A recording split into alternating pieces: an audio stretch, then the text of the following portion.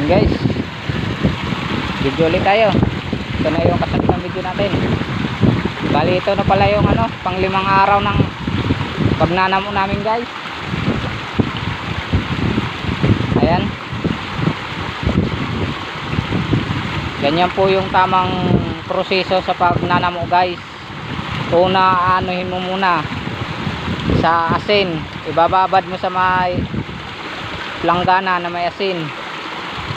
Tapos pag lambot, hahanguin mo, ilalagay mo sa sako. Tapos pag naka isang sako ka na, ilalagay mo sa may mga patag na sahig, gaya ng kawayan, sahig na kawayan. Tapos anuhan mo ng lagyan mo ng mga pabigat sa taas para matanggal yung mga tubig nya. Tapos pagkalipas ng 3 araw, ito ganito na, ilalagay na sa tubig, sa umaagos na tubig gaya nito, para matanggal yung nakalason niyang katas.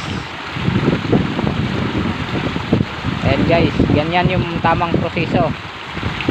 Paalala lang sa mga hindi marunong mag ng namo guys, wag po tayong gagaya, kasi mahirap na po, nakakalason po ito pag hindi po kayo marunong mag benepisyo nitong namo.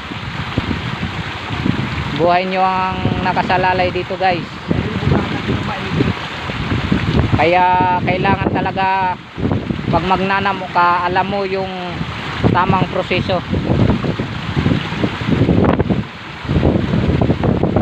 Kasi maaari kang malason, sumakit ang ulo mo.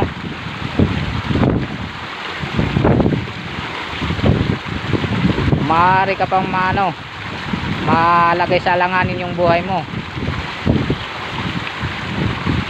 Ito guys, maghapon pa namin to hanggang alas 4 pa to. Ayan guys,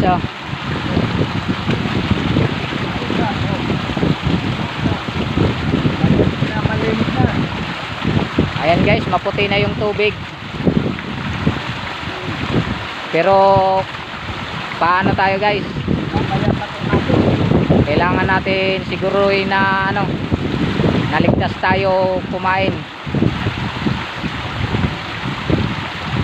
Pero masarap to guys pag malinis na, wala na yung mga nya nakakalason, nakatas.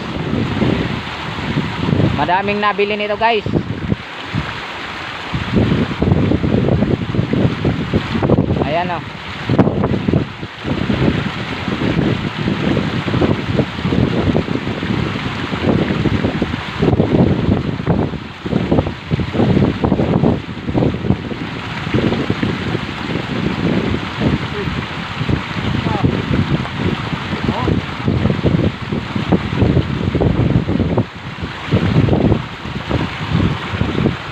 Ayan guys, hanggang dito lang muna yung video natin. Update na lang tayo sa susunod na video mamaya. Bye bye.